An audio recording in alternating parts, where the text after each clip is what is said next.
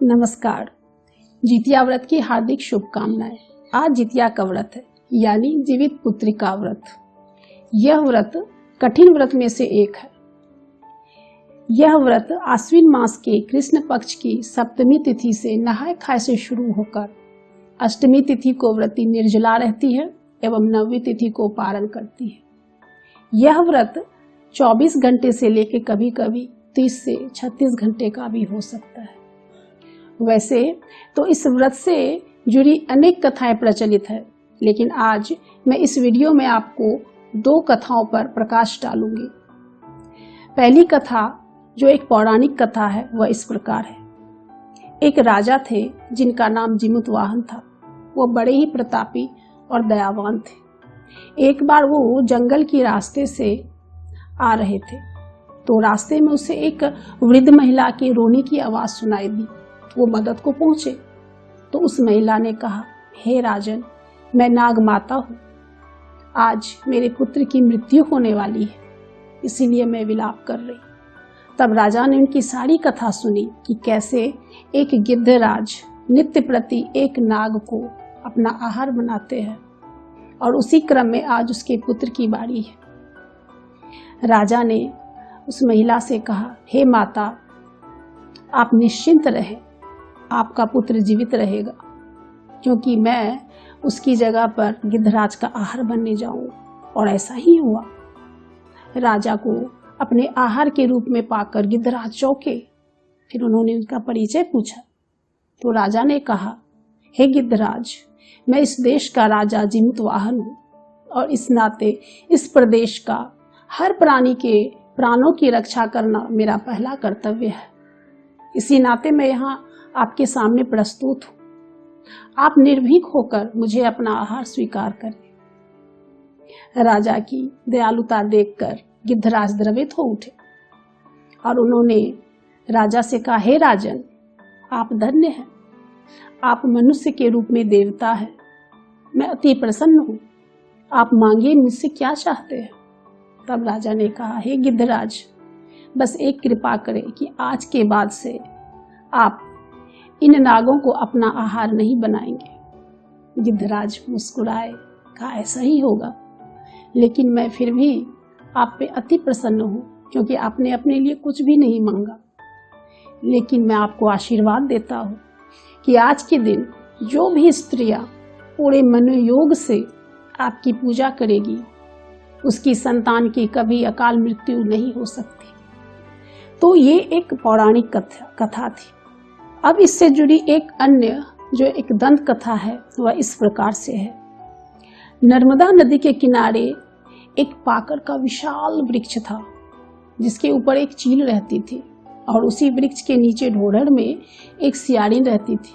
दोनों की काफी मित्रता थी। एक दिन कुछ स्त्रियां उस नदी में स्नान करने के लिए आई और इस जितिया के व्रत के बारे में बातें करने लगी।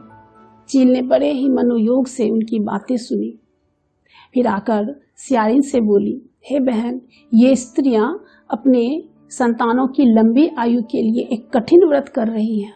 क्यों ना हम भी करें तो हमारी भी संतानें दीर्घायु बने।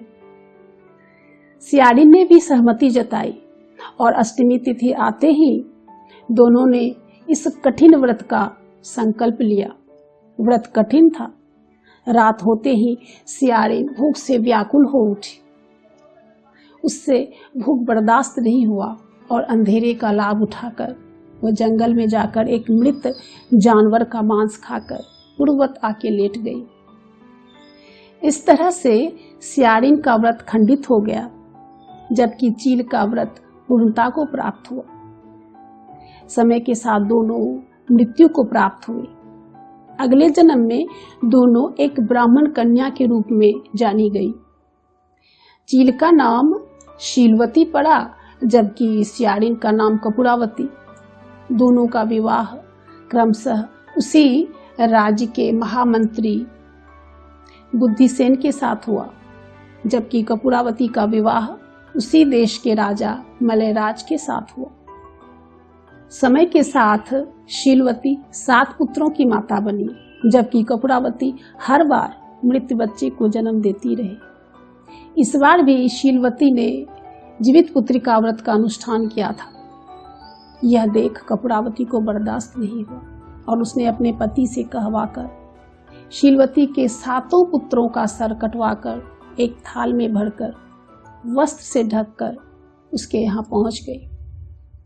उस समय शीलवती भगवान जीमूतवाहन की पूजा कर रही थी। उसने इशारे से कपूरावती को रुकने के लिए कहा और अपने पुत्रों को आवाज लगाई। उसके 7 पुत्र एक एक करके पहुंचने लगे। यह देख कपूरावती के होश उड़ गए और उन्होंने तुरंत से कटे हुए सर के ऊपर से वस्त्र को हटाया, पर ये क्या, वहां पर तो सर था ही नहीं। कटे हुए सर की जगह पर वहां एक तार का फल था।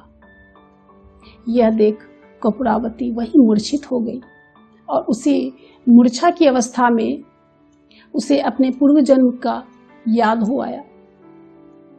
मूर्छा टूटने के बाद वह अपनी बहन के पैरों पर गिर पड़ी और बोली, बहन, अब मुझे जीवित रहने का कोई अधिकार नहीं है, मेरा मर जाना ही अच्छा है, मैंने बहुत पाप कर्म किए हैं। तब शीलवती ने उसे समझाते हुए कहा, नहीं बहन, तुमने तो देख ही लिया भगवान जीमूतवाहन की कृपा कितनी बड़ी है। मुझे पूर्ण विश्वास है अगले साल जब तुम यह व्रत पूरे मनोयोग और श्रद्धा से करोगी तो तुम्हारी भी मनोकामनाएं पूर्ण होंगी। और ऐसा ही हुआ। अगले वर्ष कपूरावती ने पूरे मनोयोग से इस व्रत का अनुष्ठान किया और भगवान जीमूतवाहन की कृपा से वह अनेकों पुत्रों की माता बनी। इस तरह से ये दंत कथा की समाप्ति होती है। उम्मीद है आप लोगों को ये पसंद आई होगी। यदि आए तो प्लीज लाइक कीजिए, सब्सक्राइब कीजिए। अगर बहुत पसंद आए तो शेयर कर दीजिए। तो इसी के साथ आप सबको जीवित पुत्रिका व्रत यानी जितिया व्रत की हार्दिक मंगल कामनाएं। भगवान जीमूतवाहन हमारी संतानों को दीर्घायु बनावे। धन्यवाद। नमस्कार।